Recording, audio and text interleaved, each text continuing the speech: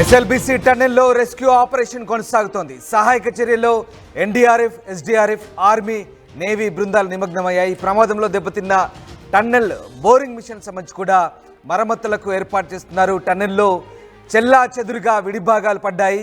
ఇక టన్నెల్లో క్రమక్రమంగా బురద నీటి ప్రవాహం పెరుగుతోంది.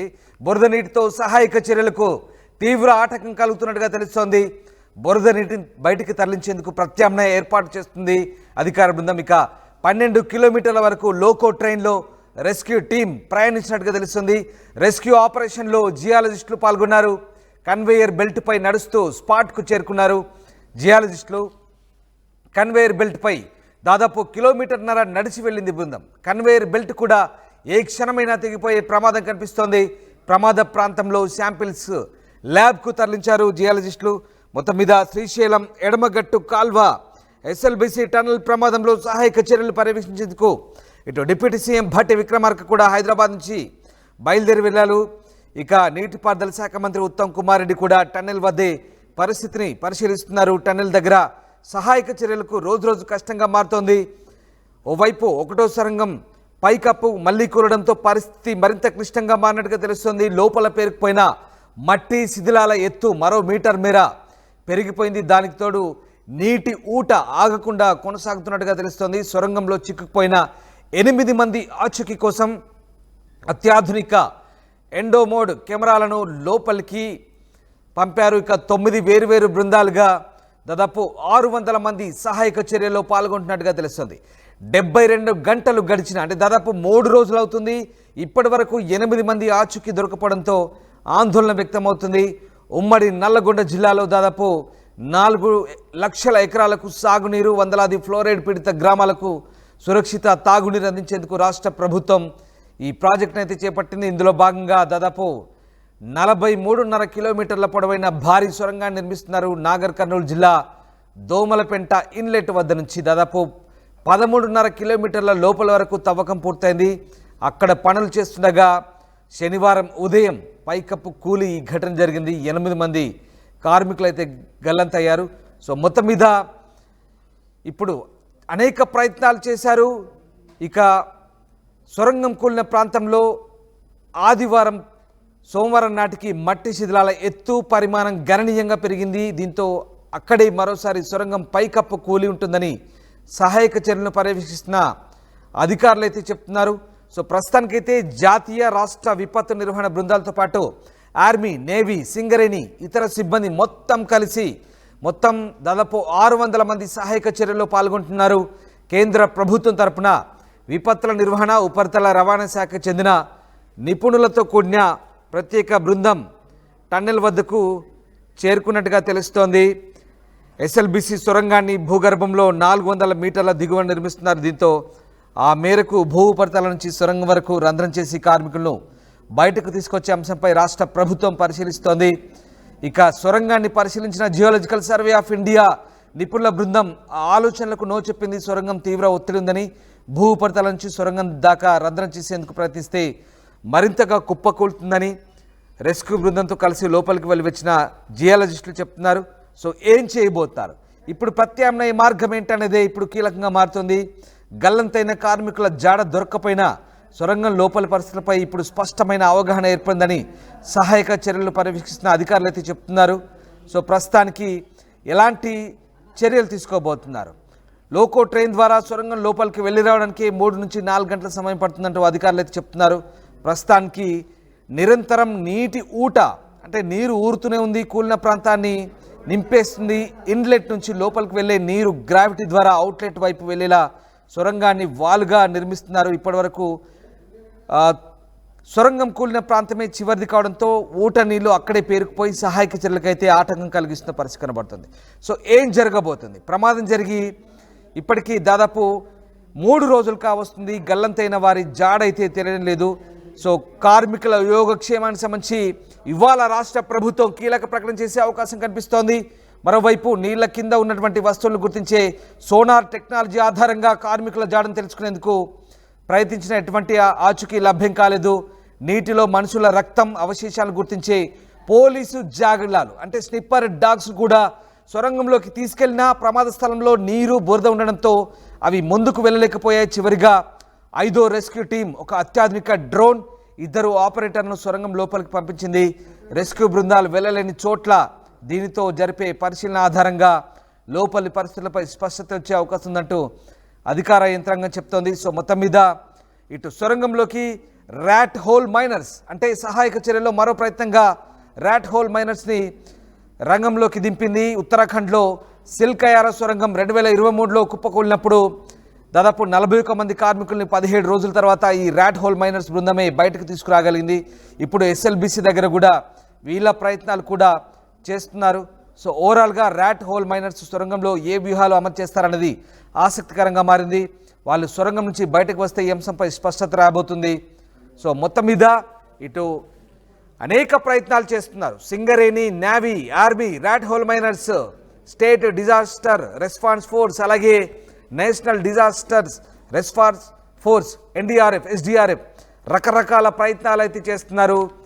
సో వీలైనన్ని ప్రయత్నాలు చేసి వారి ఆచూకీ జాడ కనిపెట్టేందుకైతే ప్రస్తుతం ప్రయత్నాలు కొనసాగుతున్నాయి. మా కొలీగ్ మణికంఠ జాయిన్ అవుతున్నారు. మణికంఠ, రోజు రోజుకు ఉత్కంఠ రేపుతుంది. దాదాపు 3 రోజులు అవుతుంది. ఇప్పటి వరకు ఆ సొరంగంలో చిక్కుకున్న కార్మికుల జాడ ఇప్పటి వరకు కనీసం కనిపెట్టలేకపోయారు. ఏం జరుగుతోంది, ఎలాంటి సహాయక చర్యలు చేస్తుంది రెస్క్యూ టీం, ముఖ్యంగా ఇవాళ ఎలాంటి పద్ధతులు అవలంబిస్తున్నారు, ఓవరాల్గా ప్రస్తుతం అక్కడ ఉన్నటువంటి సిచ్యువేషన్ ఏంటి, మీ దగ్గర అప్డేట్స్ ఏంటి? అయితే నాగర్ కర్నూలు జిల్లాలో పూర్తిగా దోమలపేట దగ్గర ఉన్నటువంటి ఎస్ఎల్బిసి టన్నెల్ దగ్గర 22వ తేదీ ఉదయం 8:30 ప్రాంతంలో ప్రమాదం జరగడం జరిగింది. ఈ నేపథ్యంలోనే దాదాపుగా అక్కడ 42 మంది సిబ్బంది అంతా కూడా ఎస్ఎల్బిసి టన్నెల్ పనులు నిర్వహిస్తున్నటువంటి క్రమంలో ఒక్కసారిగా పైకప్ అంతా కూలి పడిపోయి పూర్తిగా అక్కడ ఉండేటటువంటి సి బ్లాక్ దగ్గర ఉండేటటువంటి నీరంతా కూడా టన్నెల్ లోపలికి వచ్చినటువంటి నేపథ్యంలో 8 మంది సిబ్బంది అంతా కూడా అక్కడే ఇరుక్కుపోయారు. ఈ 8 మందిలో 2 ఇంజనీర్లు, 2 ఆపరేటర్లు, 4 కార్మికులుగా ఉన్నట్టుగా కూడా అధికారులు గుర్తించడం జరిగింది. సో ఇప్పటి వరకు కూడా 3 రోజులు అవుతుంది వారంతా కూడా లోపలే స్ట్రక్ అయిపోయినటువంటి పరిస్థితి. వారి ఆచూకీ కోసం పూర్తిగా రాష్ట్ర ప్రభుత్వము, కేంద్ర ప్రభుత్వం కూడా అన్ని రకాల సహాయక చర్యలు అందిస్తున్నప్పటికీ కూడా ఇప్పటి వరకు కూడా వారి జాడైతే తెలియరాలేనటువంటి పరిస్థితి. అక్కడ 8 మంది స్ట్రక్ అయిపోయి ఉన్నటువంటి నేపథ్యంలో వారి పరిస్థితి ఏంటి, దాదాపుగా 3 రోజులు అయిపోతున్నటువంటి నేపథ్యంలో వారు ఇప్పుడు ఏ విధంగా ఉన్నారు, వారి ప్రాణాలపై పెట్టుకున్నటువంటి ఆశలు ఏంటి అనేటటువంటి విషయాలన్నీ కూడా పూర్తిగా ఇప్పుడు ఉత్కంఠ రేపుతున్నటువంటి పరిస్థితులు. రోజు రోజుకు గంటకు గంటలు గడుస్తూ వస్తున్నటువంటి నేపథ్యంలో వారి పరిస్థితిపై, వారి యోగక్షేమాలపై కూడా పూర్తిగా ఉత్కంఠ రేపుతున్నట్టు. ఎందుకంటే పూర్తిగా 8 మంది కూడా అక్కడే స్ట్రక్ అయిపోయినటువంటి నేపథ్యంలో వారందరినీ సురక్షితంగా బయటకు తీసుకురావాలనేటటువంటి లక్ష్యంతో రాష్ట్ర ప్రభుత్వం కావచ్చు, అదేవిధంగా కేంద్ర ప్రభుత్వం కూడా పూర్తి సహాయ నేపథ్యంలో ఎన్డీఆర్ఎఫ్, ఎస్డీఆర్ఎఫ్ బృందాలతో పాటు ఇండియన్ ఆర్మీ, నేవీ అంతా కూడా ఇక్కడికి రావడం జరిగింది. దాదాపుగా 600 మంది సిబ్బంది అంతా కూడా ఈ రెస్క్యూ ఆపరేషన్ లో పాల్గొంటున్నటువంటి పరిస్థితి. అత్యాధునిక టెక్నాలజీని కూడా ఉపయోగిస్తున్నటువంటి పరిస్థితి. ఇప్పటికే పలుమార్లు అనేక బృందాలుగా లోపలికి వెళ్ళేస్తున్నటువంటి పరిస్థితి. తాజాగా చూసుకున్నట్టయితే లోకల్ ట్రైన్ ద్వారా 12వ కిలోమీటర్ వరకు రెస్క్యూ టీం అంతా కూడా చేరుకోవడం జరిగింది. ఆ తర్వాత ట్రైన్ ముందుకెళ్ళలేనటువంటి పరిస్థితి. నీటి ఊట, బురద ఎక్కువగా ఉన్నటువంటి నేపథ్యంలో ట్రైన్ ముందుకు కదలలేనటువంటి నేపథ్యంలో వారంతా కూడా అటు నుంచి ప్రత్యామ్నాయ పద్ధతుల ద్వారా ముందుకు వెళ్తున్నటువంటి పరిస్థితి. సో నిన్న మొన్నటి వరకు కూడా పూర్తిగా చాలా ఇబ్బందికరమైనటువంటి పరిస్థితులు ఉన్నాయి. ఇప్పుడు కూడా తాజాగా నీటి ఊట అనేది కూడా పెరుగుతున్నటువంటి నేపథ్యంలో ఆ నీటి కారణంగానే ఇదంతా కూడా అక్కడ వారిని గుర్తించేందుకు చాలా ఇబ్బందికరమైనటువంటి పరిస్థితి. ఈ నేపథ్యంలోనే ఆ నీటిని అంతా కూడా బయటికి పంపించేసేందుకు బోరింగ్ మిషన్స్ కావచ్చు అన్ని కూడా తీసుకురావడం జరిగింది. లోపలికి జనరేటర్ ని కూడా తీసుకెళ్లడం జరిగింది. అక్కడ ఏదైతే టన్నెల్ బోరింగ్ మిషన్ టీపీఏ ఏదైతే ఉందో అదంతా కూడా ముక్కలుగా పడిపోయి ఉన్నటువంటి నేపథ్యంలో ఆ మిషన్ కు సంబంధించినటువంటి పరికరాలను అడ్డు తొలగించేందుకు, వెల్డింగ్ చేసేందుకు, కటింగ్ చేసేందుకు అక్కడ విద్యుత్ సదుపాయం అవసరమైంది. ఈ నేపథ్యంలోనే లోపలికి ఏదైతే జనరేటర్ తో పాటు పూర్తిగా అన్ని కూడా తీసుకెళ్ళినటువంటి పరిస్థితి. లోపల ఉన్నటువంటి ఎక్విప్మెంట్ ఏదైతే ప్రస్తుతం అత్యాధునిక ఎక్విప్మెంట్ ని కూడా తీసుకెళ్ళడం జరిగింది. డ్రోన్ కెమెరాల సాయంతో కూడా లోపల పరిస్థితిని పరిశీలించేటటువంటి ప్రయత్నం చేశారు. అయినప్పటికీ కూడా వారి జాడ తెలియలేనటువంటి నేపథ్యంలో ప్రస్తుతం ఆధునిక టెక్నాలజీని కూడా ఉపయోగించుకుంటున్నట్టు తెలిసింది. ఇందులో భాగంగానే ఎండోబోట్ కెమెరా, ఎండో-90 పుష్ కెమెరా, ఎండోబోట్ పుష్ కెమెరాలు అంటే బురదలో కేబుల్ ను పంపడం ద్వారా కేబుల్ నుంచి ఆ కెమెరాను అమర్చి దాదాపు 150 మీటర్ల వరకు కూడా బురదలో ఏముందో కనిపెట్టే ఈ ఎండోబోట్ పుష్ కెమెరాల నుంచి ఏమైనా ఇన్పుట్స్ వచ్చాయా బయటికి? దీనికి సంబంధించి అధికారులు ఏం చెప్తున్నారు? అసలు బురదలో ఎలాంటి అవశేషాలు ఉన్నాయి? ఇంకా నీటి ఊటలు పెరుగుతున్నాయి, బురద కూడా మరికొంత కూలినట్టుగా తెలుస్తుంది, ఇంకా మట్టి కూడా పేరుకుపోయిన పరిస్థితి కనబడుతుంది. సో దీనికి సంబంధించి అధికారులు ఎట్లాంటి అప్డేట్స్ ఇస్తున్నారు? టెక్నికల్ ఆస్పెక్ట్స్లో ముఖ్యంగా వాళ్ళు చేస్తున్న ప్రయత్నాలకు సంబంధించి ఇంకా ఏమైనా అప్డేట్స్ వస్తున్నాయా? పూర్తిగా ఈ టెక్నాలజీని అంతా కూడా ఉపయోగించుకొని లోపల అక్కడ ఉన్న వారి ఆచూకీ గురించి కానీ అక్కడ నుంచి ఏమన్నా మనకు రిజల్ట్ వచ్చేటటువంటి అవకాశం ఉంటుందంటూ కూడా ఈ ఆధునిక టెక్నాలజీకి సంబంధించినటువంటి కెమెరాస్ అన్నింటినీ కూడా లోపల పంపించడం జరిగింది. దానికి సంబంధించి అప్డేట్స్ అయితే కూడా ఇంకా బయటకు రాలేదు.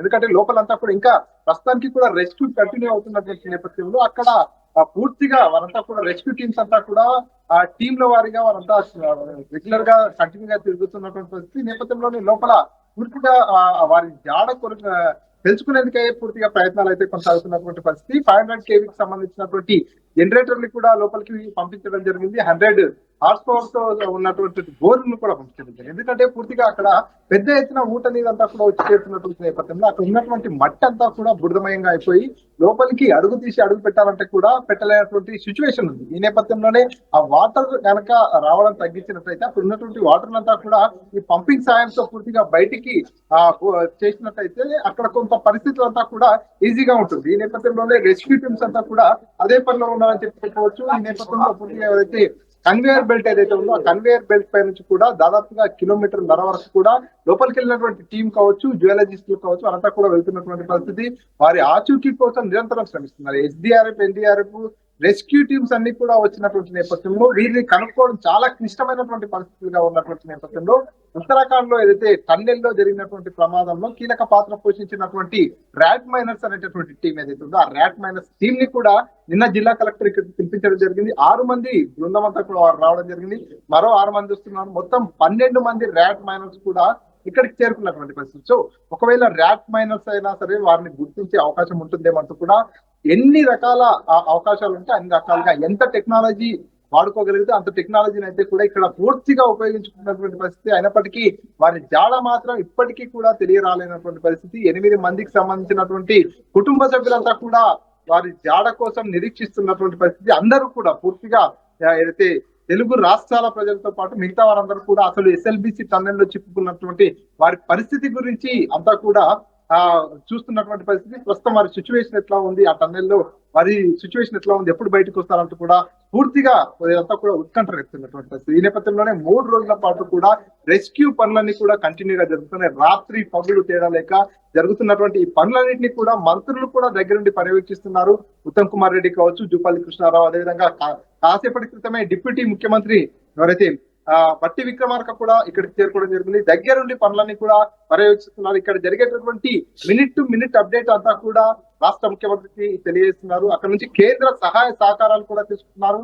లోపల చిక్కుకున్న వారంతా కూడా 1000 కిలోమీటర్లు దాటి ఇక్కడికి వచ్చారు. వారంతా కూడా యూపీ, జార్ఖండ్, జమ్మూ కాశ్మీర్, ఇతరత్ర ప్రాంతాలకు చెందిన వారు కాబట్టి వారందరినీ సురక్షితంగా బయటికి తీసుకురావడం మా లక్ష్యం అంటూ కూడా ఇప్పటికే మంత్రులు కూడా స్టేట్మెంట్ ఇచ్చినటువంటి పరిస్థితి. ఈ నేపథ్యంలోనే సహాయక చర్యలు అక్కడ పూర్తిగా బురద అలాగే నీటి ఊట పెరుగుతుంది. ఈ అప్డేట్స్ అయితే ఉన్నాయి, కానీ అక్కడికి వెళ్లేందుకు వెదురు బెంగులతో కూడినటువంటి నిచ్చెనలు అలాగే థర్మకోల్తో చేసినటువంటి ఏవైతే తెప్పలు, చిన్న చిన్న తెప్పలు చేసి అక్కడికి వెళ్ళే ప్రయత్నం చేస్తున్నట్టు తెలుస్తుంది.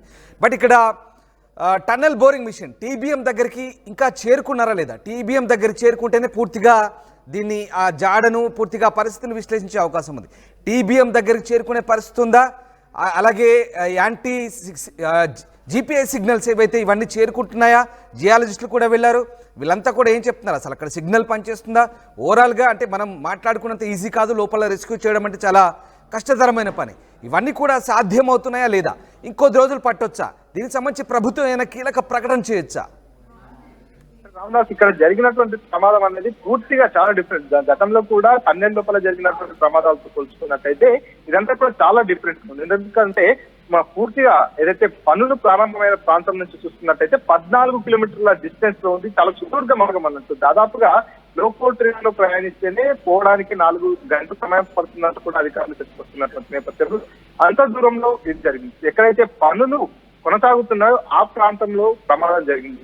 సో పనులకు మధ్య భాగంలో జరిగిన ఏదైతే ఈ సొరంగ మార్గం 14 కిలోమీటర్ల సొరంగ మార్గంలో 7వ కిలోమీటర్ దగ్గర 8వ కిలోమీటర్ దగ్గర ప్రమాదం జరిగి ఉంటే వారిని బయటికి సురక్షితంగా తీసుకురావడానికి పై నుంచి పక్క నుంచి సమాంతరంగా ఒక హోల్ పెట్టేసి అక్కడ నుంచి వారిని రక్షించేటటువంటి అవకాశాలు ఉంటాయి. కానీ ఇక్కడైతే 14వ కిలోమీటర్ దగ్గర పనులు జరుగుతున్నాయో అక్కడే ఈ ప్రమాదం జరిగినటువంటి నేపథ్యంలో ఏ పక్క నుంచి కూడా సమాంతరంగా హోల్ పెట్టాలన్నా కూడా అది ఇంకాస్త రిస్కీగానే ఉన్నట్టు కూడా ఇంకా పర్యవేక్షిస్తున్నటువంటి ఇంజనీర్లు కావచ్చు, అధికారులు కూడా చెప్పుకుంటున్నటువంటి పరిస్థితి. కాబట్టి ఇక్కడ కేవలం ఒకే ఒక దారి ఉంది. ఏదైతే టన్నెల్ బయట నుంచి లోపలికి వెళ్ళేసి ఒకే దారి ఇప్పుడు ప్రస్తుతం ఏదైతే దోమలపేట దగ్గర ఉన్నటువంటి టన్నెల్ ఉందో ఇక్కడ నుంచి లోపలికి వెళ్ళి వారి జాడ కనుక్కోవాలి, వారిని బయటికి తీసుకురావాలి. ఇది ఒకటే ఆప్షన్ మిగిలి ఉన్నటువంటి నేపథ్యంలో వారి జాడ గుర్తించేందుకు పూర్తిగా ఎన్ని రకాల ఎక్విప్మెంట్ ఉందో, ఎన్ని రకాల టెక్నాలజీ ఉందో అటన్నింటి అంతటిని కూడా ఉపయోగిస్తున్నటువంటి పరిస్థితి.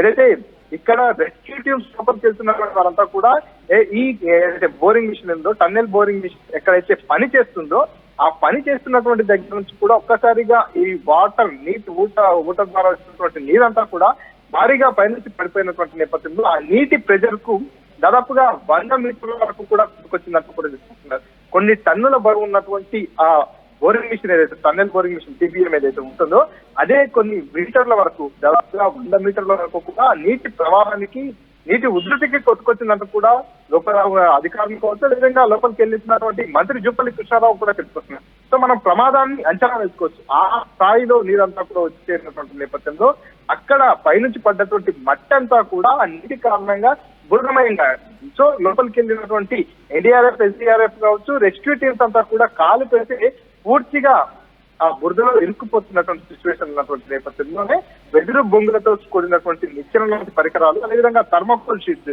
వీటన్నిటిని కూడా ఈ థర్మోకోల్ షీట్స్ ని మామూలుగా అక్కడక్కడ చేపలు పట్టడానికి వారు వాడుతుంటారు. అటువంటి థర్మోకోల్ షీట్స్ కావచ్చు, ఆ బిల్డింగ్ కన్స్ట్రక్షన్స్ లో వాడేటటువంటి వెదురు బొంగులతో ఉండేటటువంటి నిచ్చెన లాంటి పరికరాలు అన్నిటికీ తీసుకొని లోపలికి వెళ్తున్నారు. వాటి ద్వారా ముందుకు వెళ్ళాలి జరిగింది ఆ ప్రాంతానికి చేరుకునేందుకు వీరంతా ప్రయత్నాలు చేస్తున్నారు. సో మొత్తానికి అయితే ఏదైతే ఆ TBM కొట్టుకొచ్చినటువంటి ప్రాంతానికైతే రీచ్ అవుతున్నారు, కానీ TBM అవతల వైపుకి వెళ్ళాలంటే చాలా క్లిష్టమైనటువంటి పరిస్థితులు ఉన్నాయి. అక్కడంతా కూడా TBM కు సంబంధించినటువంటి పరికరాలన్నీ కూడా ముక్కలుగా అయిపోయి పడిపోయినటువంటి పరిస్థితి. అంతేకాకుండా అక్కడ పెద్ద ఎత్తున మట్టి, బురద, నీరంతా కూడా వచ్చి చేరినటువంటి నేపథ్యంలో ఆ TBM మిషన్ ఎక్కడైతే పడిందో ఆ TBM మిషన్ తో అవతల వైపుకు మరొక 20 మీటర్ల ఉన్నట్టుగా కూడా తెలిసింది. ఆ 20 మీటర్ల స్పేస్ లోకి వెళ్తే గనక అక్కడ వారి పరిస్థితి ఏంటి, అక్కడ వారు ఉన్నారా లేదా ఏంటనేటటువంటి విషయాలు తెలుస్తాయి. సో అక్కడికి వెళ్ళడమే చాలా క్లిష్టమైనటువంటి పరిస్థితిగా ఉన్నటువంటి నేపథ్యంలో పూర్తిగా రెస్క్యూ టీమ్స్ అంతా కూడా అవే ప్రయత్నాలు చేస్తున్నాయి. NDRF, SDRF సిబ్బందితో పాటు కాసేపటి క్రితమే మరొక ఆర్మీ టీం కూడా ఇక్కడికి దిగడం జరిగింది. నిపుణులు అంతా వస్తున్నారు, ఏ రకంగా వారిని చేరుకోవచ్చు, ఏ రకంగా వారిని బయటికి తీసుకొచ్చేటటువంటి అవకాశం ఉందంటూ కూడా సలహాలు, సూచనలు ఇస్తున్నటువంటి సిచ్యువేషన్ ఉంది. Right, thank you Manikanta, thanks for the update. So SLBC టన్నెల్లో అయితే ఇంకా రెస్క్యూ ఆపరేషన్ కొనసాగుతోంది. NDRF, SDRF, army, navy, Singareni, Hydraa, ఇక రకరకాల టెక్నికల్ ఆస్పెక్ట్స్లో ఇంకా అందరూ ప్రయత్నిస్తున్నారు. ప్రమాదంలో దెబ్బతిన్న టన్నెల్ బోరింగ్ మిషన్ వద్దకు అవతల వైపు చేరుకునేందుకైతే తీవ్ర ప్రయత్నాలు చేస్తున్నారు. చేరుకున్నాక పూర్తిగా పరిస్థితిని విశ్లేషించే అవకాశం కనిపిస్తోంది. టన్నెల్ పూర్తిగా చెల్లా చెదురుగా విడిభాగాలుగా విరిగిపోయి పడ్డట్టుగా తెలుస్తోంది. క్రమక్రమంగా బురద నీటి ప్రవాహం, నీటి ఊట పెరుగుతుండడంతో ఇంకా ఇబ్బందికర పరిస్థితులు అయితే తలెత్తున్నాయి. ముఖ్యంగా బురద నీటితో సహాయక చర్యలకైతే తీవ్ర ఆటంకం కలుగుతోంది. ప్రస్తుతానికి ర్యాట్ హోల్ మైనర్స్ కూడా రంగంలోకి దిగారు. గతంలో ఉత్తరాఖండ్లో టన్నెల్ సొరంగంలో ప్రమాద బాధితుల్ని కాపాడిన ర్యాట్ హోల్ మైనర్స్ కూడా ఇంకా అక్కడ సహాయక చర్యల్లో పాల్గొంటున్నారు. మరికొద్ది రోజులు పట్టే అవకాశం ఉంది సహాయక చర్యలకి. లోపల పరిస్థితులు అయితే ఏమాత్రం అనుకూలంగా లేవని చెప్తున్నారు. సో ప్రభుత్వం ఏం చెప్పబోతోంది, ఇవాళ ప్రమాద బాధితులకు సంబంధించి ప్రభుత్వం ఏదైనా కీలక ప్రకటన చేయబోతుందా, సహాయక చర్యలకు సంబంధించి ఏం జరుగుతుందనే అంశాలను కూడా ప్రభుత్వం వెల్లడిస్తుందా అంటే మరికొద్దిసేపటి వరకు వేచి చూడాల్సిందే. ప్రభుత్వం ఏదైనా ఇవాళ కీలక ప్రకటన చేసే అవకాశం ఉన్నట్టుగా కూడా తెలుస్తోంది.